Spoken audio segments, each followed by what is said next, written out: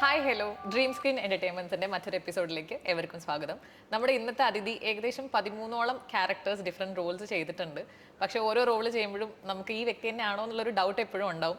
So let's welcome the very versatile Ambi Ninasam. Thank you so much. So first തന്നെ എനിക്ക് അറിയേണ്ടത് what is Ninasam? Ninasam theatre സ്കൂളാണ്.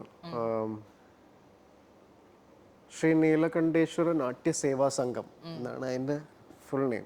ബാംഗ്ലൂർ യൂണിവേഴ്സിറ്റിയുടെ കീഴിലുള്ള ഒരു തിയേറ്റർ സ്പേസ് ആണ്. എനിക്കൊന്ന് ഇന്ത്യയിൽ മേജർ തിയേറ്റർ സ്കൂളുകളിലുള്ളിടത്ത് ഭയങ്കര സീരിയസ് ആയിട്ട് തിയേറ്റർ ചെയ്യുന്ന പഠിപ്പിക്കുന്ന ഒരിടമാണ് നീനാസം. അവിടെ ഞാൻ പഠിക്കുന്നിടം വരെ 3 മലയാളികൾ, ഞാനും കൂടെ ഇപ്പം 4 മലയാളികളാണ് അവിടെ പഠിച്ചിട്ടുള്ളത്. അത് കഴിഞ്ഞിട്ട് ഞാൻ മലയാളികൾ പഠിച്ചിട്ടുണ്ടോ എന്ന് എനിക്ക് വ്യക്തമായിട്ട് അതില്ല. ഞാൻ അവിടെ ഇവിടെ കേട്ടിട്ടുണ്ട്, ചെറിയ കോഴ്സിനൊക്കെ വന്നിട്ടുള്ള ആളുകളെന്ന് കേട്ടിട്ടുണ്ട്. അതാണ് നീനാസം. ഓക്കെ, സോ ഈ ഒരു പഠനത്തിൻ്റെ ഉപരി സ്വന്തം ലൈഫ് എക്സ്പീരിയൻസസ് എത്രത്തോളം ഹെൽപ്പ് ചെയ്തിട്ടുണ്ടോ ഓരോ ക്യാരക്ടർ ചെയ്യുമ്പോൾ?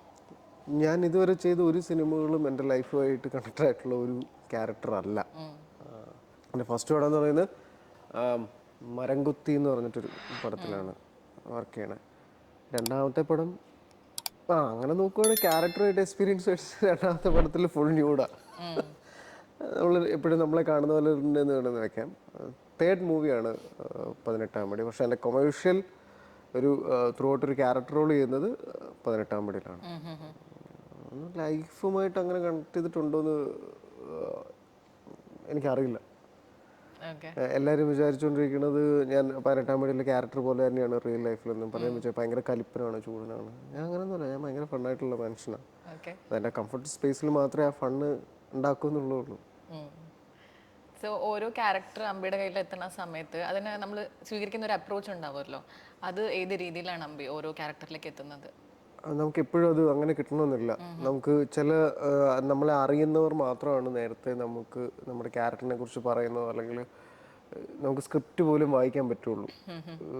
എൻ്റെ ഒരു നേരത്തെ ഉണ്ടായ ഒരു എക്സ്പീരിയൻസ്, ഞാനൊരാളെ വിളിച്ച് ഞാൻ ചോദിച്ചു, ചേട്ടാ എത്ര ദിവസമാണ് ഡേറ്റ് എന്നൊക്കെ ഡേറ്റ് പറഞ്ഞ് ഞാൻ ചോദിച്ചു, എന്താണ് ചേട്ടാ ക്യാരക്ടർ എന്താണ്, അതെല്ലാം പറഞ്ഞു വെച്ചിട്ടുണ്ട്. എനിക്കറിയില്ല, ഇത് ആക്ടിങ് എന്ന് പറയുന്നത് പലരും വിചാരിച്ചുകൊണ്ടിരിക്കുന്നത് ഈ മാങ്ങ കച്ചിൽ വെച്ച് പഴിപ്പിക്കുന്ന പരിപാടി എന്നാണ്. ഒരിക്കലും അല്ല.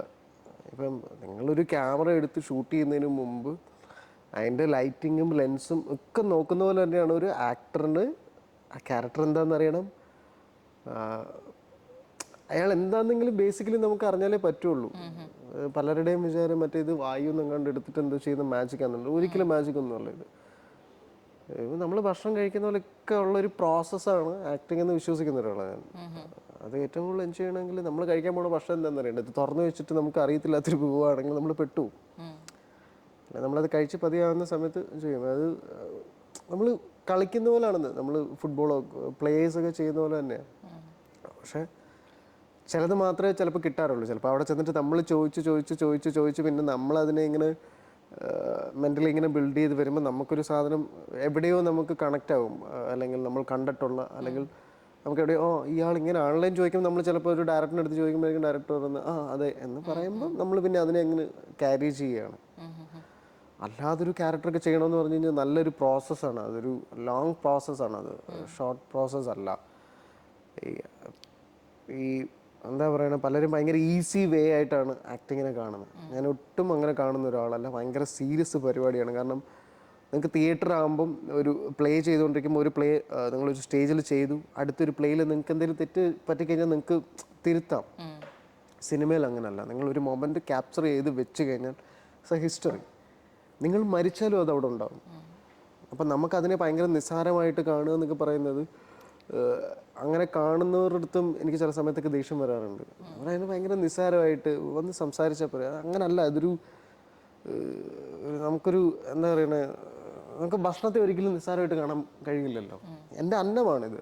അപ്പം ഞാൻ അന്നം എന്ന് ഉദ്ദേശിക്കുന്നത് എനിക്ക് ജീവിക്കാനുള്ള എൻ്റെ ജീവിതമാർഗമായിട്ട് കാണുന്നൊരു സാധനത്തെ എനിക്കത് അത്ര നിസ്സാരമായിട്ട് എനിക്ക് കാണാൻ ഒരിക്കലും തോന്നാറില്ല.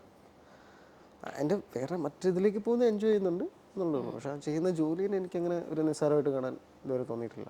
അപ്പോൾ ഇത്രയും ക്യാരക്ടേഴ്സ് ചെയ്തതില്ലേ, ഇപ്പം നമുക്ക് ചിലപ്പോൾ അവിടെ എത്തുമ്പോൾ ക്യാരക്ടർ കിട്ടിയിട്ട് ചെയ്യേണ്ടി വന്ന ഏതെങ്കിലും സിറ്റുവേഷൻ ഉണ്ടായിട്ടുണ്ടോ? അതേത് സിനിമയ്ക്ക് അല്ലെങ്കിൽ ഏത് ക്യാരക്ടറിനാണ്? അവിടെ ചെന്ന് കഴിഞ്ഞിട്ട് അറിഞ്ഞ ക്യാരക്ടേഴ്സ് ഒക്കെ ഉണ്ട്. ഒരു സൈലന്റ് വിറ്റ്നസ് എന്ന് പറഞ്ഞ ഇന്ദ്രൻ സേട്ടൻ അഭിനയിച്ചിട്ടുള്ള ഒരു പടം. പക്ഷെ അവിടെ ചെല്ലുമ്പോൾ നമുക്ക് അത് കിട്ടിക്കഴിഞ്ഞാൽ നമ്മൾ ഷോട്ട് എടുക്കാനായിട്ട് വൈകുന്നേരമായി.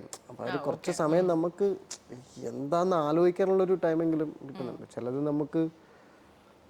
നമ്മൾ സെറ്റ് ചെന്ന് കഴിയുമ്പോഴേ നമ്മൾ സംസാരിക്കേണ്ട സോറി നമ്മൾ പറയേണ്ട ഡയലോഗ് പോലും നമുക്ക് കിട്ടുന്നത് അവർ ക്യാമറയും ഫ്രെയിമും എല്ലാം സെറ്റ് ചെയ്ത് വെച്ചിട്ടാണ് നിങ്ങളുടെ ഡയലോഗ് കൊണ്ടുത്തരുന്നത്. ഇതൊന്നും മനഃപ്പാടമാക്കാനുള്ളൊരു ടൈം പോലും ഇല്ല. അത് നമ്മൾ കൃത്യമായിട്ട് പറഞ്ഞില്ലെങ്കിൽ നമ്മളൊരു ഇയാൾ എന്താണ് മറ്റേ തിയേറ്റർ ആർട്ടിസ്റ്റ് ട്രെയിനിങ് ആർട്ടിസ്റ്റ് എന്ന് പറഞ്ഞ് ഇൻസൾട്ടൊക്കെ ചെയ്യും. അതൊക്കെ ചെയ്താൽ പോയി, മറ്റേ കാറ്റ് പോലെ പോയി, പിന്നെ ചെയ്യാനും പറ്റില്ല. അങ്ങനെയൊക്കെ ഉണ്ട്. പക്ഷെ ഇതിൻ്റെ പാർട്ടാണ്, നമ്മൾ ഫേസ് ചെയ്തേ പറ്റുള്ളൂ. ഇപ്പോൾ ഏകദേശം 13ഓളം ക്യാരക്ടേഴ്സ് ചെയ്തു. സോ പണത്തിലും ഫെയിമിലൊക്കെ അപ്പുറത്തേക്ക് ഒരു ഡ്രൈവിംഗ് ഫോഴ്സ് ഉണ്ടാവുമല്ലോ ഈ ഒരു ഫീൽഡിൽ നിൽക്കാൻ വേണ്ടിയിട്ട്. പക്ഷേ റിയാലിറ്റിയിൽ വരുമ്പോൾ it is A survival. So അതിലേക്ക് വേണ്ട എന്തൊക്കെ ഫാക്ടേഴ്സ് അല്ലെങ്കിൽ എന്തൊക്കെ ഫാക്ടേഴ്സ് വേണമെന്ന് എനിക്ക് തോന്നുന്നു. ക്രെഡിറ്റ് ബി ലോൺ ബി ഉള്ളതുകൊണ്ട് ജീവിച്ചു പോയിക്കൊണ്ടിരിക്കണം. മറ്റേ സർവൈവൽ എന്ന് പറയുമ്പോൾ റിയാലിറ്റി അതുണ്ട്. എന്നെ പോലെ തന്നെ കുറേ ആക്ടേഴ്സും അസിസ്റ്റന്റ് ഡയറക്ടേഴ്സും ആയിട്ടുള്ള കുറേ പേര് ജീവിക്കുന്ന അതിൽ തന്നെയാണ്, എനിക്കറിയാവുന്നവരെല്ലാം. പക്ഷെ അതൊരു ദാരിദ്ര്യം പറച്ചിലും ഒന്നും അല്ല. ഞാൻ വിശ്വസിക്കുന്നത് എന്നെ ഡ്രൈവ് ചെയ്യുന്നത് എൻ്റെ പേഴ്സണലാണ്. അതെനിക്കൊരിക്കലും പുറത്ത് പറയാനോ അതോ ചെയ്യാനോ ഞാൻ ആഗ്രഹിക്കുന്നില്ല. പണം വേണം, പക്ഷെ പണത്തെക്കാളും ഉപരി നമ്മുടെ ഒരു ഹാപ്പിനെസ് ഉണ്ടല്ലോ. ആക്രാന്തം എന്നൊക്കെ പറയുന്ന പോലെ, നമുക്കൊക്കെ പറയുന്ന പോലെ ഒരു ആക്രാന്തം എന്ന് പറയുമ്പോൾ ഒരു ആക്ടറിൻ്റെ അകത്ത് മാത്രം സംഭവിക്കുന്ന ഒരു ഹാപ്പിനെസ് ആണ്. അതിനെ എങ്ങനെ ഒരു വാക്കുകളിലൂടെ പറയണമെന്നൊന്നും എനിക്കറിയില്ല. അങ്ങനെയല്ല, നമ്മൾ കഴിച്ച ഭക്ഷണം നിങ്ങൾക്ക് എങ്ങനെ ആസ്വദിച്ചു, നിങ്ങളുടെ ആസ്വാദനം എങ്ങനെയാണ് നിങ്ങൾക്ക് പറയാൻ പറ്റുക? അപ്പം എനിക്ക് അങ്ങനെയാണ് ഫീൽ ചെയ്യണത്. അതെന്തോ ഇങ്ങനെ നമ്മളിങ്ങനെ ഡ്രൈവ് ചെയ്ത് കൊണ്ടുവന്നു എന്നുള്ളതാണ്, ആ ഒഴുക്കിലങ്ങ് പോകുന്നു എന്നുള്ളതാണ്. ഓൾറെഡി അപ്പോൾ ഇതിലേക്ക് എങ്ങനെ വരുന്നത് അമ്പി? ഒരു ആക്ടിംഗ് ആണ് എനിക്ക് ചെയ്യേണ്ട കാര്യം എന്ന് പറഞ്ഞു വരുമല്ലോ, ബിക്കോസ് അത്രയും സീരിയസ് ആയിട്ട് കാണുന്ന ഒരാളാണ്. അപ്പോൾ അത് ഡിസിഷൻ എടുക്കുന്ന ഒരു പോയിന്റ് തന്നെ എടുത്തു, സ്കൂൾ ജീവിതത്തിൽ തന്നെ എടുത്തത്. ഞാൻ എൻ്റെ ഫ്രണ്ട്സിൻ്റെ അടുത്തൊക്കെ പറയായിരുന്നു ഞാൻ ഒരു ആക്ടർ ആകൂടാന്ന്. ഒരു അല്ലാതെ എനിക്കത് ആ സമയത്ത് ഭയങ്കര വിഷമമായിട്ട് തോന്നുന്നുണ്ട്. ഭയങ്കര കളിയാക്കും പരിപാടി ഉണ്ടായിട്ടുണ്ട്. എന്നെ ഒരു ടീച്ചർ ഒരു കളിയാക്കിയിട്ടുണ്ട് സിനിമ. അപ്പം ഈ മറ്റുള്ളവർക്ക് അപ്പം എനിക്കും അറിയില്ലായിരുന്നു ഇത് പഠിക്കേണ്ട ഒരു കലയാണ് എന്നൊന്നും എനിക്ക് അറിയില്ലായിരുന്നു. ഞാനൊരു ഇടുക്കി കട്ടപ്പന പോലത്തെ ഒരു സ്പേസിൽ ജീവിച്ച ഒരാളാണ്. ഒരു സിനിമയിലേക്കൊക്കെ എത്തുക എന്ന് പറയുന്നത് ഭയങ്കര വിദൂര സ്വപ്നം പോലെയൊക്കെ കണ്ടുകൊണ്ടിരുന്ന ഒരാളാണ്. ഒരു ഏജിൽ എത്തിക്കഴിഞ്ഞപ്പോഴാണ് ഇത് പഠിക്കേണ്ട കാര്യങ്ങളാണെന്നും ഒക്കെ അറിയാവുന്നത്. എനിക്ക് തോന്നുന്നു എൻ്റെ വീട്ടിൽ കുറച്ച് കളക്ഷൻസിൽ ഞാൻ ഇന്നലെ കൊണ്ട് എൻ്റെ ഒരു സുഹൃത്തിൻ്റെ അടുത്ത് സംസാരിച്ച ഇന്ത്യയിൽ എവിടെയൊക്കെ ഫിലിം സ്കൂളുണ്ട്, കൊച്ചിയിൽ ആദ്യമായി തുടങ്ങിയ ഫിലിം സ്കൂളിൻ്റെ ഒക്കെ എല്ലാ പത്രക്കട്ടിങ്ങുകളുടെ അകത്തും വന്നുകൊണ്ടിരുന്ന സൺഡേ സപ്ലിയിലാണ് മനോരമയുടെ. അതിൻ്റെ എല്ലാത്തിൻ്റെ പേപ്പർ കളക്ഷൻ എൻ്റെ വീട്ടിലുണ്ട്. അപ്പോൾ ഈ എഡ്യൂക്കേഷൻ കഴിഞ്ഞിട്ട് ഇവിടെ എവിടെ അപ്ലൈ ചെയ്യണം, എന്ത് ചെയ്യണം എന്ന് പറഞ്ഞാൽ എനിക്ക് എന്നെ ഗൈഡ് ചെയ്യാനൊന്നും ആളില്ല. ഞാൻ എന്തെങ്കിലുമൊക്കെ കലയിൽ ചെയ്തിട്ടുണ്ടെങ്കിൽ എൻ്റെ ഒരു അങ്കിളുണ്ട് ജയൻ കെ എന്ന് പറഞ്ഞിട്ട്, അദ്ദേഹമാണ് ആദ്യമായിട്ട് ഞാൻ സ്റ്റേജിലൊക്കെ കയറാൻ കാരണം. മോണോ ആക്റ്റൊക്കെ ചെയ്ത് പിന്നെ സ്കൂൾ നാടകങ്ങളൊക്കെ ചെയ്ത്, അപ്പോൾ അതേ ഉള്ളൂ. പക്ഷെ അദ്ദേഹം അവിടെയാണ്. അദ്ദേഹം ഒരു കുറച്ച് കാലങ്ങൾ കഴിഞ്ഞപ്പോഴാണ് കൊച്ചിയിലേക്ക് സെറ്റിൽഡായത്. അപ്പം അതിന് മുമ്പൊക്കെ തന്നെ നമ്മൾ ഡിസൈഡ് ചെയ്തു അതിലേക്ക് എത്താനുള്ള വഴികൾ. നമ്മൾ ഈ പറയുന്ന പോലെ നമ്മളെന്തോ ആഗ്രഹിക്കുമ്പോൾ നമ്മളൊരു ഈ പറഞ്ഞ ഡ്രൈവ് എന്ന് പറഞ്ഞില്ലേ, അതിലേക്ക് എത്തിക്കാൻ വേണ്ടിയിട്ട് ആളുകൾ വന്നു ചേർന്നു, ആ യാത്ര തുടങ്ങി എന്നുള്ളതാണ്. ഇപ്പോഴും തുടർന്നുകൊണ്ടിരിക്കുന്നു, ഇനിയും തുടരാൻ പറ്റട്ടെ. സോ അംബിക്ക് ചെയ്തതിൽ വെച്ചിട്ട് ഏറ്റവും ബുദ്ധിമുട്ടുണ്ടാക്കിയത് അല്ലെങ്കിൽ ഒരു ചലഞ്ചിങ് ആയിട്ട് തോന്നിയ ഒരു റോൾ ഉണ്ടാവുമല്ലോ? എല്ലാം ചലഞ്ചിങ് ആണ്, ഒന്നും ഈസി അല്ല. ഞാൻ പറഞ്ഞില്ലേ, ഇത് മറ്റേ മാങ്ങ വെക്കുന്നുള്ളൊരു പരിപാടി അല്ല ഇത്. അത് നിങ്ങൾ ഡിസൈഡ് ചെയ്യുന്നിടത്തുണ്ട് എന്നെയാണോ കാണേണ്ടത് അതോ ഞാൻ ചെയ്യുന്ന കഥാപാത്രത്തെയാണോ ആളുകൾ ഇഷ്ടപ്പെടേണ്ടതെന്ന് പറഞ്ഞു എന്നുള്ളിടത്താണ് തുടങ്ങുന്നത്. നിങ്ങൾ നിങ്ങളെയാണ് കാണിക്കുന്നതെങ്കിൽ എനിക്കറിയില്ല ഇതെങ്ങനെ ആളുകൾ എടുക്കും എന്നുള്ളത്. നിങ്ങളുടെ എന്താ പറയണ ഒരു ആറ്റിറ്റ്യൂഡിനെ കാണിക്കാനാണെങ്കിൽ അത് കാണിച്ചുകൊണ്ടേ ഇരുന്ന് കഴിഞ്ഞാൽ കുറച്ച് കഴിയുമ്പോൾ ആളുകൾക്ക് ബോറടിക്കും. നിങ്ങൾ പറയുന്നത് എന്താണെന്ന് പ്രേക്ഷകനും മനസ്സിലായി തുടങ്ങും. അപ്പം അങ്ങനെയുള്ള ഇതിൽ ഞാൻ വിശ്വസിക്കുന്നില്ല. അപ്പം എല്ലാ ക്യാരക്ടറും ചെയ്യാനായിട്ടുള്ള ബുദ്ധിമുട്ടുകളുണ്ട്. പക്ഷെ ആ ബുദ്ധിമുട്ടെന്ന് പറയുന്നത് ഞാൻ പറഞ്ഞില്ല, പെട്ടെന്ന് ടൈം കിട്ടണമെന്നില്ല. എനിക്ക് സ്ക്രിപ്റ്റ് പോലും ആ സമയത്തായിരിക്കും കിട്ടുന്നതൊക്കെ. ഞാൻ അങ്ങനെ സീരിയസ് ആയി കാണുന്നതുകൊണ്ടായിരിക്കാം, മറ്റുള്ളവർ അതിനെ ഭയങ്കര നിസ്സാരമായി കാണുന്നതുകൊണ്ട് ചിലപ്പോൾ അവർക്ക് ഈസി ആയിരിക്കാം. എനിക്ക് എന്തായാലും എല്ലാ ക്യാരക്ടറും ഒരുപോലെ തന്നെയാണ്, എല്ലാത്തിൻ്റെയും പ്രോസസ്സും ഒരുപോലെ തന്നെയാണ്. ഞാൻ തന്നെ വേണ്ടേ പറയാൻ, ഞാൻ തന്നെ വേണ്ടേ അഭിനയിക്കാൻ. ഞാനെന്ന് പറയുന്നത് സെൽഫിനെ കാണിക്കാനാണെങ്കിൽ എനിക്ക് സിനിമയുടെ ആവശ്യമില്ലല്ലോ. അതല്ലേ ഒരു ആക്ടറിൻ്റെ ഏറ്റവും വലിയ ഡ്രൈവ് എന്ന് വെച്ചാൽ അയാളുടെ വ്യക്തിത്വത്തെ കാണിക്കാനാണെങ്കിൽ നിങ്ങൾ എന്തിനാണ് സിനിമയിൽ അഭിനയിക്കുന്നത്? അങ്ങനെ അഭിനയിച്ചുകൊണ്ടിരിക്കുകയാണ്, ആളുകൾക്ക് മനസ്സിലായി ഇയാൾ തന്നെയല്ലേ ലൈഫിൽ ഇങ്ങനെ സിനിമയിൽ അഭിനയിക്കുന്നതെന്ന് വെച്ചാൽ ഇറ്റ്സ് നോട്ട് ആക്ടർ. ആക്ടർ എന്ന് പറയുന്നത് വേറെ തന്നെ ഒരു പ്രോസസ്സാണെന്ന് വിചാരിക്കുന്ന ഒരാളാണ് ഞാൻ. ഒരു ആക്ടറിന് മാത്രമേ ഒരു ജീവിതത്തിൽ പല ജന്മങ്ങളായിട്ട് ജീവിക്കാൻ പറ്റുള്ളൂ. ഒരു ക്യാരക്ടർ എന്ന് പറയുന്നത് ഒരു ക്യാരക്ടർ ജനിക്കുന്നു, ആ ക്യാരക്ടർ ചെയ്ത് കഴിയുമ്പോൾ മരിക്കുന്നു. പലരും ആ ക്യാരക്ടറിൽ തന്നെ ഇന്നും ജീവിച്ചുകൊണ്ടിരിക്കുന്ന ആൾക്കാരുണ്ട്. അങ്ങനെ ജീവിക്കാൻ ഞാൻ ആഗ്രഹിക്കുന്നില്ല. അതാണ് അതിൻ്റെ റിയാലിറ്റി. ഇപ്പോൾ പറഞ്ഞല്ലോ സിനിമേനെ വളരെ സീരിയസ് ആയിട്ടാണ് കാണുന്നതെന്ന്. അപ്പോൾ അത്രയും സീരിയസ് ആയിട്ട് കാണുന്ന ഒരു വ്യക്തി ഉണ്ട്. അതിൻ്റെ കൂടെ ഒരു പക്ഷേ ആളുകൾ സീരിയസ് അല്ല, പക്ഷെ കൺസിസ്റ്റൻ്റ്ലി വർക്ക് ചെയ്യണം എന്നുള്ള ആഗ്രഹമുള്ള ആളുകളുണ്ട്. അപ്പോൾ ഈ ഒരു സീരിയസ്നെസ് ഏതെങ്കിലും ഒരു പോയിന്റിൽ വർക്കിനെ അല്ലെങ്കിൽ ലൈഫിനെ ബാധിച്ചിട്ടുണ്ടോ? അത് എന്താ പറയുക, സീരിയസ്നെസ് വെച്ചാൽ ഞാൻ സിനിമയോട് കാണിക്കുന്ന ആത്മാർത്ഥം മറ്റുള്ളവർക്ക് മനസ്സിലായിട്ടില്ലെങ്കിൽ എന്നെ ബാധിക്കും. അത് ബാധിക്കുന്നതെന്ന് വെച്ചാൽ എങ്ങനെയാണെന്നുള്ളത് എനിക്കറിയില്ല. ഞാൻ ചോദിക്കുന്നത്, എന്നെ ഇപ്പോൾ ഒരു ജോലിക്ക് വിളിക്കുന്നു അല്ലേ, എനിക്കിപ്പോൾ ഒരാൾ 100 രൂപ തരുമെന്ന് വെച്ചോ, ആ 100 രൂപ തരുന്നവർക്കൊരു ഉദ്ദേശം ഉണ്ടാവും. അപ്പോൾ എല്ലാം കൊണ്ട് ഇത്ര പണി എടുപ്പിക്കണമെന്ന്. അപ്പം 100 രൂപ വാങ്ങിക്കുന്ന എനിക്ക് വേണമെങ്കിൽ 100 രൂപയുടെ കമ്മിറ്റ്മെൻറ്റും കാണിക്കാം, 50 രൂപയുടെ കമ്മിറ്റ്മെൻറ്റും കാണിക്കാം.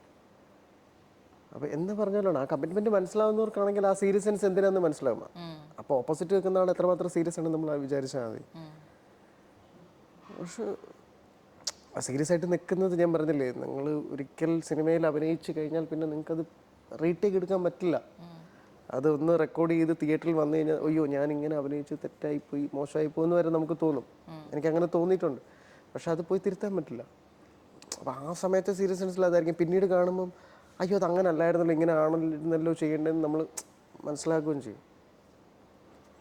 ഒക്കെ ബാധിച്ചിട്ടൊക്കെ ഉണ്ട്. ഞാൻ സീരിയസ് ആയിട്ടാണ് പണിയെടുക്കുന്നതെന്ന് മനസ്സിലാകുന്ന ഏതെങ്കിലും ഒരു ഡയറക്ടർ പിന്നെ ഒരു ഇത് വരുന്ന സമയത്ത് ആ സീരിയസ്നെസ്സിൻ്റെ റിസൾട്ട് വരും. ഉർമി സിനിമയുടെ തിരക്കഥാകൃത്താണ് ശങ്കർ രാമകൃഷ്ണൻ സാറ്. അപ്പോൾ ആളുടെ കൂടെ പിന്നീട് 18ാം പടിയിൽ വർക്ക് ചെയ്യാനുള്ള ഒരു അവസരം കിട്ടി. അപ്പോൾ 2 രീതിയിലായിരിക്കുമല്ലോ നമ്മൾ കാണുന്നത്. ഒരു പ്രേക്ഷകൻ എന്ന രീതിയിലും ഒരു സംവിധായകൻ എന്ന രീതിയിലും ആ ഒരു വ്യക്തിനെ കാണുന്നത് 2 രീതിയിലായിരിക്കും. അപ്പോൾ ആ ഒരു ചേഞ്ചിനെ പറ്റിയിട്ടൊന്ന് പറയാമോ? എനിക്ക് ഒരു അദ്ദേഹത്തെന്ന് പറയുന്ന റൈറ്റർ ഡയറക്ടറിനെക്കാട്ടിലും എനിക്ക് മനസ്സിലായിട്ടുള്ളത് is a good human being എന്നാണ് എനിക്ക് തോന്നിയിട്ടുള്ളത്. അതുകൊണ്ട് തന്നെ എനിക്ക്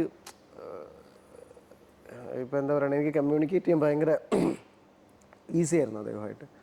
അതുകൊണ്ടാണ് അദ്ദേഹത്തിൻ്റെ 2ാമത്തെ സിനിമയിലേക്കും അദ്ദേഹം എന്നെ വിളിച്ചത്. അതിപ്പം ഓൺലൈൻ പ്ലാറ്റ്ഫോമിൽ സ്ട്രീമിങ് ചെയ്യുന്നുണ്ട്, റാണി ദ റിയൽ സ്റ്റോറി എന്ന് പറഞ്ഞിട്ട് മൂവി. അദ്ദേഹത്തിൻ്റെ റൈറ്റിങ്ങിൽ ഭയങ്കര രസം വെച്ചാൽ 18ാം പടി ഇറങ്ങിയ സമയത്തൊന്നും അങ്ങനെ ചർച്ചയായിട്ടൊന്നുമില്ല ഡയലോഗുകളും കാര്യങ്ങളൊന്നും. ഇപ്പം പലയിടത്തും റീൽസും ഒക്കെ കാണുന്ന സമയത്ത് പലരും അത് കട്ട് ചെയ്തൊക്കെ വരുന്നുണ്ട്, പലർക്കും അറിയില്ല. അതിൻ്റെ അകത്ത് എനിക്ക് ഏറ്റവും ഇഷ്ടമുള്ളൊരു ഡയലോഗ് എന്ന് പറയുന്നത് ഉറുമ്പുകളെ നീ കണ്ടിട്ടുണ്ടോ എന്ന് പറയുന്ന ഒരു ഡയലോഗ്. പിന്നെ മനുഷ്യൻ എന്ന് പറയുന്ന ഒരു ഡയലോഗുണ്ട്. രാജുവേട്ടൻ സംസാരിക്കുന്നു, ഇത് പറയുന്നത്. ഇത് പലരും പറയുന്നത് ഭയങ്കര സാഹിത്യം, ഭയങ്കര ഫിലോസഫി എന്നൊക്കെ പലരും പറയുന്നതെന്ന് വെച്ചാൽ ഭയങ്കര ഇത് കൂടുതലും പറയുന്ന ന്യൂ ജനറേഷൻ കുട്ടികളാണ്. അവരിലേക്ക് ലിറ്ററേച്ചർ എത്രമാത്രം ഉണ്ടെന്നൊന്നും അറിയത്തില്ല. അവർക്ക് അങ്ങനെ പുസ്തകങ്ങൾ വായിക്കുകയും ലിറ്ററേച്ചറൊക്കെ ആയിട്ട് നിന്നുകൊണ്ടാണ് എഴുതാൻ പറ്റുന്നത്. വേറെ തരത്തിൽ ഞാൻ വിശ്വസിക്കുന്നു. എല്ലാവർക്കും എഴുതാൻ പറ്റും, കുറച്ചുകൂടെ അവർ ആഴത്തിൽ അതിനെ സമീപിക്കുന്നുണ്ട്. എനിക്ക് കൂടുതലും അദ്ദേഹത്തിനോട് അദ്ദേഹത്തിന് അറിയാം എന്നെ കൊണ്ട് എന്ത് ചെയ്യാൻ പറ്റും, എന്ത് ചെയ്യാൻ പറ്റില്ല എന്നുള്ളത്. ആസ് എ ഡയറക്ടർ എനിക്ക് കൂടുതലും അദ്ദേഹത്തിലെ എഴുത്തുകാരനെയാണ് കുറച്ചുകൂടെ എനിക്ക് ഭയങ്കരമായിട്ട് പേഴ്സണലി എനിക്കിഷ്ടം. അതിലുപരി എനിക്ക് പേഴ്സണലി ആ മനുഷ്യനോടാണ് എനിക്ക് ഏറ്റവും വലിയ റെസ്പെക്റ്റും സ്നേഹവും. ഞാൻ കണ്ടിട്ടുണ്ട് അദ്ദേഹം കുറേ പേരെ ചേർത്ത് നിർത്തുന്നത് മറ്റൊന്നും പ്രതീക്ഷിച്ചുകൊണ്ടല്ല. അങ്ങനെ കണ്ടിട്ടുണ്ട്. എനിക്ക് അദ്ദേഹം എന്ന് പറയുന്ന ഹ്യൂമൻ ബീയോടാണ് എനിക്ക് ഏറ്റവും കൂടുതൽ ഇഷ്ടം. ഇപ്പോൾ ന്യൂ ജനറേഷനെ പറ്റി പറഞ്ഞു, അതായത് അവർക്കുള്ള റീഡിങ് കുറവാണ് കാര്യങ്ങളൊക്കെ. പൊതുവേ നമുക്കൊരു ഡിജിറ്റൽ മാനിപ്പുലേഷൻസ് നടക്കുന്നുണ്ട് നമ്മളുടെ ഒരു ജനറേഷനിൽ. നമ്മൾ അറിയാതെ തന്നെ പലതിലും നമ്മൾ മാനിപ്പുലേറ്റഡ് ആയി മാറുന്നു. നിങ്ങൾ കൊണ്ടു നടക്കുന്ന ഒരു 6 ഇഞ്ചിൽ ഈ ലോകമല്ലേ നിങ്ങളുടെ കയ്യിൽ കൊണ്ടു നടക്കുന്നത്. ആ ലോകത്ത് നിങ്ങൾക്ക് എല്ലാം ഉണ്ട്. ഇപ്പം നിങ്ങൾ പുസ്തകം പോലും വായിക്കണ്ട, നിങ്ങളൊരു ഹെഡ്സെറ്റ് വെച്ചിരുന്ന ആ പുസ്തകത്തിൻ്റെ കഥ പറഞ്ഞു തരാനുള്ള ലോകത്താണ് ഇരിക്കുന്നത്. പക്ഷെ നിങ്ങൾക്ക് കേട്ടിട്ടുള്ള എത്രയോ കാര്യങ്ങളാണ് നിങ്ങൾക്ക് ഓർമ്മയുള്ളത്. ഒന്നുമില്ല. ലിറ്ററേച്ചർ വേറെ ഭയങ്കര സുഖമാണ്. ഒരു പുസ്തകം എടുത്ത് അതിൻ്റെ താള് മറിച്ച് നമ്മളെ ഒന്നും ഡിസ്റ്റർബ് ചെയ്യാനില്ലാതെ നമ്മളിത് വായിക്കുന്ന സമയത്ത് കുറേ ഗുണങ്ങളൊക്കെ ഉണ്ട് ഒരു ആക്ടറിനെ സംബന്ധിച്ചിടത്തോളം. നിങ്ങൾ അഭിനയിക്കുന്ന സമയത്തും ഒരു വെള്ള പേപ്പറിൽ അക്ഷരങ്ങളിൽ ഒളിച്ചു വെച്ചേക്കുന്ന ഒരു ക്യാരക്ടറിനെയാണ് നിങ്ങൾ പുറത്തെടുക്കുന്നത്. അല്ലെങ്കിൽ ഒരു റൈറ്റർ, ഒരു റൈറ്റർ കം ഡയറക്ടർ ഒരു കഥാപാത്രത്തെ എഴുതുമ്പോൾ അത് അയാൾ എങ്ങനെയൊക്കെയാണ് പോകുന്നത്, അയാൾ എന്തൊക്കെയാണ് ചിന്തിക്കുന്നത് എന്നുള്ള ത്രോട്ട് പ്രോസസ്സിലായിരിക്കും അയാൾ എഴുതിയിട്ടുള്ളത്. അതേ സാധനം ഒരു ആക്ടർ വായിക്കുമ്പോഴും ഒരു ശൂന്യതയിൽ നിന്നാണ് ഒരു കഥാപാത്രത്തെ ഉണ്ടാക്കുന്നത്. അപ്പോൾ ലിറ്ററേച്ചർ ഭയങ്കര ഇമ്പോർട്ടൻ്റ് ആണ് ഇത്. അപ്പോൾ എൻ്റെ ചോദ്യം ഇതാണ്, അപ്പോൾ ഈ ഡിജിറ്റൽ മാനിപ്പുലേഷൻ ഒരു സിനിമയെ ഏതെങ്കിലും രീതിയിൽ ബാധിച്ചേക്കാൻ തോന്നുന്നുണ്ടോ? അതായത് ഒരു ആവറേജ് ആയിട്ടുള്ള ഒരു സിനിമയെ വളരെ ഹൈപ്പിലേക്ക് കൊണ്ടുപോകാനും ഒരു പക്ഷേ കൂടുതൽ പ്രേക്ഷകർ കാണേണ്ടിയിരുന്ന ഒരു പടത്തിനെ ഒന്ന് ചുരുങ്ങി പോകാനും ഈ ഒരു ഡിജിറ്റൽ മാനിപ്പുലേഷൻ ഏതെങ്കിലും സിമ്പിൾ പരിപാടി. നിങ്ങൾ എങ്ങോട്ടാ പോകുന്നതെന്നൊക്കെയുള്ള ചോദ്യം മനസ്സിലാവുന്നുണ്ട്. എനിക്ക് വ്യക്തിപരമായിട്ട് പേരൊന്നും പറയാനൊന്നും താല്പര്യമൊന്നുമില്ല. നിങ്ങളൊരു 150 രൂപ എടുത്ത് നിങ്ങളുടെ സമയത്തെ, നിങ്ങളുടെ എൻ്റർടൈൻമെൻറ്റ് നിങ്ങൾ ഡിസൈഡ് ചെയ്യുന്നു. വേറെ ആയതേ ഒരുത്തം വന്ന് കണ്ടിട്ട് അവന് വരുമാനം കൂട്ടാൻ വേണ്ടിയിട്ടും നിങ്ങളുടെ ചിന്താഗതിയും നിങ്ങളുടെ തോട്ട് പ്രോസസ്സും അല്ലെങ്കിൽ നിങ്ങളുടെ കാഴ്ചപ്പാടും എന്തിനാണ് വേറൊരാളുടെ തലച്ചോറിന് നിങ്ങൾ പണയം വെക്കുന്നത്? അത്രേ ഉള്ളൂ. അത് മോശമൊന്നുമല്ല ഞാൻ പറയണം. അയാൾ ചെയ്യാണ്ടിരിക്കുകയോ ചെയ്യട്ടെ. ഇല്ലെങ്കിൽ അയാളൊരു കാര്യം ചെയ്യുന്നുണ്ട്, ഈ ഇങ്ങനെ ക്രിട്ടിസൈസ് ചെയ്യുന്ന ഒരാൾ വന്നിട്ട് അയാൾ ഇല്ലെങ്കിൽ നല്ലൊരു സിനിമ എടുത്ത് കാണിക്കട്ടെ. ഇത്രയും സിനിമയുടെ റിവ്യൂ പറഞ്ഞ ഒരാളുടെ അടുത്ത് ഞാൻ ചലഞ്ച് ചെയ്യാണ്, അയാൾ വന്നൊരു സിനിമ ചെയ്യട്ടെ. നല്ലതാണെങ്കിൽ നമ്മൾ കൈയിടിക്കും, നല്ലതല്ലെങ്കിൽ മിണ്ടാതെ പോവും. അത് വ്യക്തിപരമല്ലേ? ഒന്ന് ആലോചിക്കുക, എന്ത് മോശമാണെന്ന് പറയുന്നത്. സിനിമ അല്ലെങ്കിൽ ഒരു കലാരൂപത്തെ വിമർശിക്കാനുള്ളത് എല്ലാ അഭിപ്രായവും നിങ്ങൾക്കുണ്ട്. അത് അപ്പം ഞാൻ പറയട്ടെ, ഈ പൊളിറ്റിക്കൽ കറണ്ടസ് എന്ന് പറയുന്നതൊക്കെ പറഞ്ഞുകൊണ്ടിരിക്കുകയാണെങ്കിൽ ഒരു വലിയൊരു ആർട്ട് ഫോമിനെ അല്ലെങ്കിൽ ഒരു വലിയൊരു ഇൻവെസ്റ്റ്മെൻറ്റ് ചെയ്യുന്നൊരു മേഖലേനെ എത്രയോ പേരുടെ അധ്വാനമുള്ളൊരു സാധനത്തെ നിങ്ങൾക്ക് ക്രിട്ടിസൈസ് ചെയ്യാനൊക്കെ എല്ലാം ഇതുണ്ട്. വിഷമൊന്നുമല്ലല്ലോ തരുന്നത്. അതിനേക്കാളും വലിയ വിഷങ്ങളുണ്ട് ഇവിടെ. ഒരു സിനിമയെക്കാളും നല്ല അതിനേക്കാളും വലിയ വിഷങ്ങളുള്ളിടത്താണ് നമ്മൾ ജീവിച്ചുകൊണ്ടിരിക്കുന്നത്. മുന്നോട്ട് ഇനി എങ്ങനെയാണെന്ന് പോലും പറയാൻ പറ്റില്ല. ഭാരതം എന്ന് പറയുന്ന ഒരു പേരിനെ പോലും നമുക്ക് സെൻസറിൽ വെക്കാൻ പറ്റില്ലെങ്കിൽ അതിലും വലിയ ഡിജിറ്റൽ പരിപാടികളൊക്കെ വേറെ നടക്കുന്നുണ്ട്. നോക്കാം എത്ര നാൾ സിനിമയും നാടകമൊക്കെ നമുക്ക് ചെയ്യാൻ പറ്റുന്നുള്ളത്. നമ്മൾ ഡിജിറ്റൽ മാനിപ്പുലേഷനെ പറ്റി പറഞ്ഞതിൻ്റെ കൂട്ടത്തിൽ ഒരു ചോദ്യം കൂടെ ചോദിക്കുകയാണ്. AI നമ്മൾ വളരെ ഇൻഫ്ലുവൻസ്ഡ് ആവുന്നുണ്ട്, മനുഷ്യന്മാരെ മടിയന്മാരാക്കുന്നുണ്ട്. അപ്പോൾ സിനിമയെ അല്ലെങ്കിൽ ആർട്ടിനെ AI എങ്ങനെ ബാധിച്ചേക്കാന്നാണ് താങ്കൾക്ക് തോന്നുന്നത്? എനിക്കറിയില്ല. ഇപ്പം എന്തായാലും പണി കുറയും. മുന്നോട്ടുള്ളത് എങ്ങനെയാണെന്ന് അറിയില്ല. എൻ്റെ ഒരു ഫ്രണ്ട് പറഞ്ഞാണ് എനിക്ക് AI-നെ കുറിച്ച് ഓർമ്മ വരുന്നത്. ഒന്ന് വന്നതേ ഉള്ളൂ, അതിന് മുമ്പ് AI-ക്ക് വന്ന് ഇനി പണിയെടുക്കാനുള്ള ആഗ്രഹമുണ്ട് എന്ന് പറയുന്ന ഒരു സാധനം. ഇത് AI എന്ന് പറയുന്നത് സിനിമേനെ മാത്രമല്ലെന്നേ, ഇത് വ്യക്തിപരമായിട്ടും വേറെ എന്തൊക്കെ സംഭവിക്കും എന്നുള്ളത് പറയാൻ പറ്റില്ല. ഇപ്പൊ റീസെന്റ് ആയിട്ട് നമ്മൾ മഞ്ഞുമൽ ബോയ്സ് ഇറങ്ങി, അതിനെ പറ്റിയിട്ട് തമിഴ് റൈറ്റർ ഒരു ജയമോഹൻ വളരെ മോശമായിട്ടുള്ളൊരു കമന്റ് പറഞ്ഞിട്ടുണ്ടായിരുന്നു. അത് ശ്രദ്ധിച്ചിട്ടുണ്ടായിരുന്നു? വായിക്കാറൊക്കെ ഉണ്ട്. എനിക്ക് വേണം എഴുതാൻ മറുപടി പറയാം. നാക്കുറ്റാക്കൊക്കെ എടുത്ത ആള് മഞ്ഞുമൽ ബോയ്സ് എന്ന് പറയുന്ന ഒരാളെ കുറിച്ചിട്ട് മലയാളികൾ കള്ളുകൂടിയന്മാരാണ്, മറ്റേതാണ് മറിച്ചതെന്നൊക്കെ അയാൾ പറയുമ്പോൾ അയാളുടെ വ്യക്തിപരമായിട്ടുള്ള കാര്യമാണ് പറയുന്നത്. ഇപ്പോൾ ആരെങ്കിലും മഞ്ഞുമൽ ബോയ്സിലുള്ള അവർ കള്ളു കുടിച്ചിട്ടാണ്, അവർ കുഴിയിലോട്ടാണ് വീഴാൻ പോകുന്നതെന്ന് അറിഞ്ഞിട്ടാണ് കള്ളു കുടിച്ചത്? ഒന്നുമല്ല, മലയാളി കള്ളു കുടിക്കും, അല്ലെ പിന്നെ ഈ സാധനം വെക്കാണ്ടിരിക്കുക എന്നുള്ളതാണ്. അപ്പോൾ അവർ കള്ളു കുടിച്ച് പോയി. ആ ഇൻസിഡൻറ്റ് ഒരു സിനിമാറ്റിക് ആക്കുക എന്ന് പറയുന്നത് അത് അത്ര ഈസി ആയിട്ടുള്ള പരിപാടിയല്ല. അത് ഓരോരുത്തരുടെ ഇഷ്ടം. നാക്കുറ്റാക്കൊക്കെ എടുത്ത് എഴുതിയ ഒരാൾക്ക് മഞ്ഞുമൽ ബോയ്സ് എന്ന് പറഞ്ഞൊരു സിനിമ ഇഷ്ടപ്പെടാതിരിക്കാം. പക്ഷേ അയാളെന്ന് പറയുന്ന റൈറ്ററിനെ ഞാൻ ബഹുമാനിക്കുന്നു. ഒഴിമുറിയൊക്കെ ചെയ്തിട്ടുള്ള, അല്ലെങ്കിൽ പൊന്നിയിൻ സെൽവൻ എന്നൊക്കെ പറഞ്ഞിട്ടുള്ള അങ്ങനെ വലിയൊരു നോവലൊക്കെ എഴുതിയൊരു സിനിമ ചെയ്തിട്ടുള്ളതാണ്. എല്ലാ ബഹുമാനത്തോടെയും പറയുന്നു. അത് അദ്ദേഹം ചിന്തിക്കേണ്ട. അത് ഞാൻ പറഞ്ഞത് വ്യക്തി സ്വാതന്ത്ര്യമുണ്ട്. പക്ഷേ ഒരു സിനിമയെ അടച്ചാക്ഷേപിച്ച് പറയുമ്പോൾ നമുക്കത് പെയിനുണ്ട്. ഇപ്പം മറ്റുള്ള എല്ലാവരുടെയും ധാരണ എന്താണെന്ന് വെച്ചാൽ സിനിമയിലേക്ക് വരുന്ന എല്ലാവരും പെണ്ണ് പിടിക്കാനും ഡ്രഗ്സ് ഉപയോഗിക്കാനാണെന്ന് വിശ്വസിക്കുന്നത് തെറ്റാണ്. ഓരോരുത്തരുടെ കാഴ്ചപ്പാടാണ്. പക്ഷെ പറഞ്ഞത് മോശമായ പരിപാടിയായി അത്രേ ഉള്ളൂ. ഓക്കെ. സോ മഞ്ഞുമൽ ബോയ്സ് അല്ലെങ്കിൽ ബ്രഹ്മയുഗം സക്സസ്ഫുള്ളി റൺ ചെയ്തുകൊണ്ടിരിക്കുകയാണ് ഇപ്പോൾ തിയേറ്റേഴ്സിൽ. വേറെ പടങ്ങളുണ്ട്, അന്വേഷിപ്പം കണ്ടെത്തും, പിന്നെ കടകൻ, കുറേ നല്ല സിനിമകൾ കുറെ ഇപ്പോൾ നല്ല രീതിയിൽ ഓടിക്കൊണ്ടിരിക്കുകയാണ്. അപ്പോൾ മലയാളം സിനിമയുടെ ഈ ഒരു സോൺ അല്ലെങ്കിൽ 2024 വന്നിട്ടുള്ളൊരു സന്തോഷം എന്താണ് അമ്പിക്ക് അതിൽ? തിയേറ്ററിൽ ഇരുന്ന് ചിരിക്കാൻ പറ്റി, ഒരു വാവ് ഫാക്ടർ ഉണ്ടായി. എന്താ പറയണ, ഇന്നും അഭിനയത്തോട് കൊതി ആക്രാം എന്നൊക്കെ പറയണം. മമ്മൂക്കനെ ഇങ്ങനെ കണ്ടുകൊണ്ടിരിക്കുന്നതിൽ ഭയങ്കര സന്തോഷം. അത് മമ്മൂക്ക ഇങ്ങനെ ചെയ്യുമ്പോൾ ഉള്ളൊരു ഏറ്റവും വലിയൊരു ഗുണം എന്താണെന്ന് വെച്ചാൽ പലരും ഇമേജ് കോൺഷ്യസ് ആണ്. ഇപ്പം ഞാനിത് ചെയ്ത് കഴിഞ്ഞാൽ എന്നെ വെറുക്കുമോ, എന്നെ ഇഷ്ടപ്പെടുമോ എന്നൊക്കെ പറയുന്നിടത്താണ് ഒരു ആക്ടറിനെ സംബന്ധിച്ചോളം ഞാൻ എപ്പോഴും വിശ്വസിക്കുന്നത്, നായ്ക്കോലം കെട്ടാൻ നിങ്ങൾ തീരുമാനിച്ചിട്ടുണ്ടെങ്കിൽ നിങ്ങൾ കുറച്ചേ പറ്റുള്ളൂ അല്ലേ? ഒരു പട്ടിയുടെ വേഷം ചെയ്യുകയാണെങ്കിൽ ഞാൻ കുറയ്ക്കില്ല എന്ന് പറയാൻ പറ്റുമോ? ഇല്ല. അപ്പോൾ നായ്ക്കോലം കെട്ടിയാൽ കുറച്ചേ പറ്റുള്ളൂ. അപ്പോൾ ആക്ടർ എന്ന് പറയുന്ന ഒരാൾ നിങ്ങളുടെ ലൈഫിൻ്റെ സോളിനെയൊക്കെ മാറ്റി വെച്ചിട്ട് ക്യാരക്ടറിലേക്ക് പോകുമ്പോൾ നമ്മൾ പലതും ചെയ്യേണ്ടി വരും. എനിക്കൊന്ന് മമ്മൂക്ക് ഇതിനേക്കാളും മുമ്പേ കുറച്ചുകൂടെയൊക്കെ ചെയ്യുമായിരുന്നെങ്കിൽ കുറേ ആക്ടേഴ്സിന് കുറേ മിസ്സായി പോയ ക്യാരക്ടേഴ്സൊക്കെ ചെയ്താൽ കൊള്ളാമെന്നൊക്കെ തോന്നുന്ന ഒരു ഇൻസ്പിറേഷൻ പരിപാടിയൊക്കെ വന്നേനെ. അങ്ങനെ ഞെട്ടിച്ചേനെ പല ആക്ടേഴ്സ് ഞെട്ടിച്ചേനെന്ന് തോന്നി. മലയാള സിനിമയുടെ, ഇന്ത്യൻ സിനിമയുടെ കുലപതി എൻ്റെയൊക്കെ ഭയങ്കര ലക്കല്ല, നമ്മൾ കണ്ട സ്വപ്നം നമുക്കതിൻ്റെ കൂടെയൊക്കെ ചെയ്യാൻ പറ്റിയെന്ന് പറയുന്നത് ഭയങ്കര ഭാഗ്യം. വാട്സപ്പിലൊക്കെ നമ്പർ സേവ് ചെയ്തിട്ടുണ്ട്, മെസ്സേജ് അയച്ചാൽ തിരിച്ച് റിപ്ലൈ കിട്ടുന്നു എന്ന് പറയുന്നത് ഭയങ്കര ഭാഗ്യം. കാരണം ഞാൻ എപ്പോഴും വിചാരിക്കാറുള്ളത്, ഇന്ത്യയിലെ എത്രയോ ആക്ടേഴ്സിൻ്റെ എത്രയോ പേര് മെസ്സേജ് അയക്കുന്നുണ്ടാവും, നമ്മുടെ നമ്പർ സേവ് ചെയ്യുക, നമുക്കൊരു മറുപടി കിട്ടുക എന്നൊക്കെ പറയുന്നത് സന്തോഷം. ഇനി ഒരു 10 വർഷത്തിനുള്ളിൽ അമ്പി എന്തൊക്കെ ക്യാരക്ടേഴ്സ് അല്ലെങ്കിൽ എന്തൊക്കെ കാര്യങ്ങളാണ് മുന്നോട്ട് കാണുന്നത് കരിയർ വൈസ്?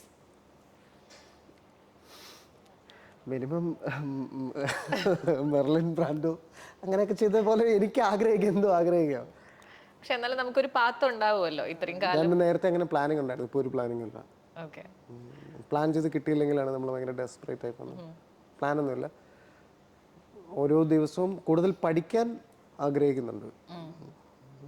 പഠനമുണ്ട്, ആ പഠനം കൂടിക്കൊണ്ടിരിക്കുക എന്നുള്ളതായിരിക്കും എനിക്ക് തോന്നുന്നത്. ഇപ്പം എനിക്കൊരിക്കലും പറയാൻ പറ്റില്ല എനിക്ക് ഇന്ന പോലെ ക്യാരക്ടർ ചെയ്യണമെന്ന്, എനിക്ക് ആഗ്രഹിക്കാനേ പറ്റുള്ളൂ. പക്ഷെ അത് ചെയ്തു വെച്ച കഥാപാത്രങ്ങൾ വെച്ചിട്ടാണ് നമ്മൾ ആഗ്രഹങ്ങൾ പറയണത്. ഞാൻ കുറച്ച് വ്യക്തികളുടെ പേര് പറയാം, അവരെയായിട്ട് കണക്ട് ചെയ്യാൻ പറ്റുന്ന, ഓർത്തെടുക്കാൻ പറ്റുന്ന എന്തെങ്കിലും ഒരു മെമ്മറി ഷെയർ ചെയ്യാം. ചോദിക്കുന്നവരുടെ പേരുമായിട്ട് എനിക്ക് ബന്ധമുള്ള പേരുകളാണ് നമ്മൾ ഇട്ടേക്കണേ. So first Shaju Natesan.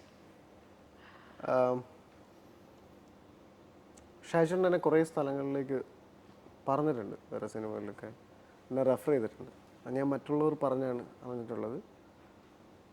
പിന്നൊരു മെമ്മറി എന്ന് പറയുന്നത്, ഞാൻ ചെന്നൈയിൽ പോയ സമയത്ത് ചാക്കോച്ചൻ്റെ ഓഗസ്റ്റ് മാസത്തിൻ്റെ ലാസ്റ്റ് പ്രൊഡക്ഷൻ അനൻസ്വാമിക്ക് അഭിനയിച്ച പടം റിലീസ് ഡേയിൽ ഷാജൻ്റെ കൂടെ ചെന്നൈയിൽ വെച്ച് കാണാൻ പറ്റിയ തമിഴ് പടം. ആ സമയത്ത് 2 ദിവസം ഇങ്ങനെ കൂടെ ഉണ്ടായിരുന്നു. ഭയങ്കര സന്തോഷകരമായിട്ടുള്ള നിമിഷങ്ങൾ, കുറേ കഥകൾ കേട്ട ടൈമാണ്. അതാണ് ഒരു memories. Okay. So next Sreenath Basi. വച്ചാൻ പൊളിയല്ലേ. ഞാൻ കഴിഞ്ഞ ദിവസം ഇങ്ങനെ വിളിച്ചേ ഉള്ളൂ. എനിക്കത് പറയാമെന്നറിയില്ല. എൻ്റെ ബ്രദർ ഭയങ്കര ഡൈ ഹാർട്ട് ഫാനായിരുന്നു. ബട്ട് ഇപ്പം എൻ്റെ ബ്രദറില്ല. അവൻ്റെ ഏറ്റവും വലിയ ആഗ്രഹമായിരുന്നു ബാസിയുടെ ഒരു ഫോട്ടോ എടുക്കണമെന്ന്. എനിക്കത് സാധിച്ചു കൊടുക്കാൻ പറ്റിയില്ല. ആ സമയത്ത് എന്തൊരു മിസ്അണ്ടർസ്റ്റാൻഡിങ്ങിൽ ഞാനും ബാസിയും തമ്മിൽ അങ്ങനെ ആയിപ്പോയി. പക്ഷേ ഞാൻ മഞ്ഞുമൽ ബോയ്സ് കണ്ടിട്ട് ബാസിയുടെ നമ്പർ വാങ്ങിച്ച്, എൻ്റെ ഒരു ഫ്രണ്ടിനെ നിന്ന് വാങ്ങിച്ച് ഞാൻ ബാസിയോട് സംസാരിച്ചു. ബിക്കോസ് എൻ്റെ ബ്രദറിന് വേണ്ടിയിട്ടാണ് ഞാൻ സംസാരിച്ചത്. അവന് ഉണ്ടായിരുന്നെങ്കിൽ അവൻ ആ പടം ഭയങ്കരമായിട്ട് ആഘോഷിച്ചാണ്. സോ നല്ല വച്ചാണ്. ഓക്കെ. രജിഷ വിദ്യ. രജിഷ വെച്ചെന്ന് വെച്ചാൽ, ഞങ്ങൾ വേദ തുടങ്ങുന്നതിന് മുമ്പ്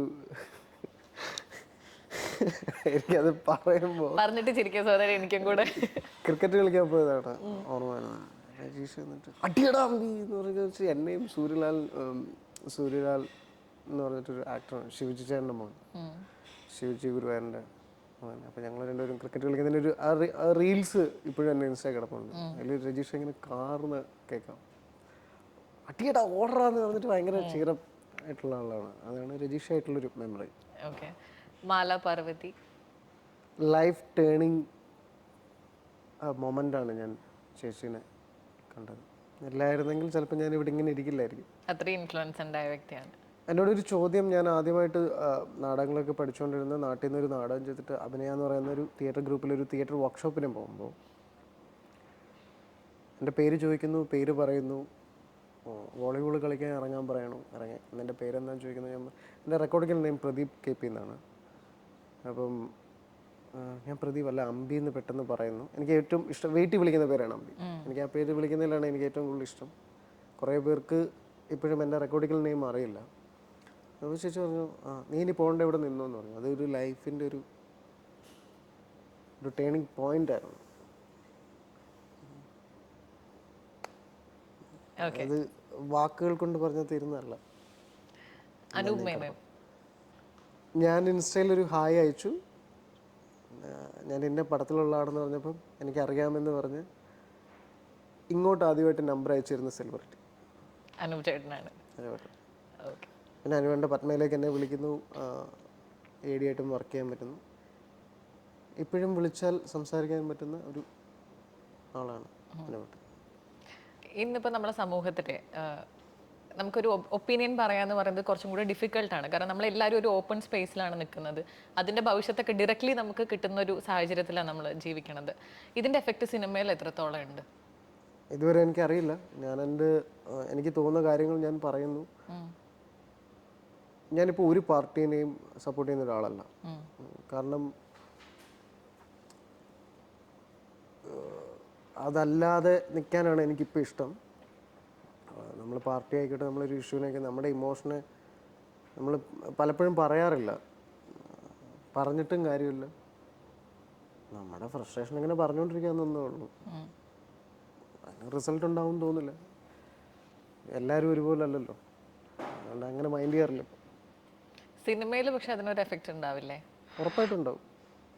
അത് എൻ്റെ പ്രശ്നം വെച്ചാൽ ആർട്ടിനെ ആർട്ടായിട്ട് കണ്ടു കഴിഞ്ഞാൽ തീരാവുന്ന പ്രശ്നമാണ്. അതിനെ മറ്റൊരു മേഖലയായിട്ട് കാണുന്നതുകൊണ്ടുള്ള പ്രശ്നമാണെന്ന് എനിക്ക് തോന്നുന്നത്. എല്ലാവർക്കും വ്യക്തിപരമായിട്ട് പല രാഷ്ട്രീയങ്ങളും കാര്യങ്ങളൊക്കെ ഉണ്ടാവും. നിങ്ങളുടെ ജോലി ചെയ്യുന്ന സ്പേസിലേക്ക് എന്തിനാണ് എടുത്തിരുന്നതെന്നുള്ളത് മനസ്സിലായി. അതിനല്ലേ മെച്യൂരിറ്റി എന്ന് പറയുന്നത്.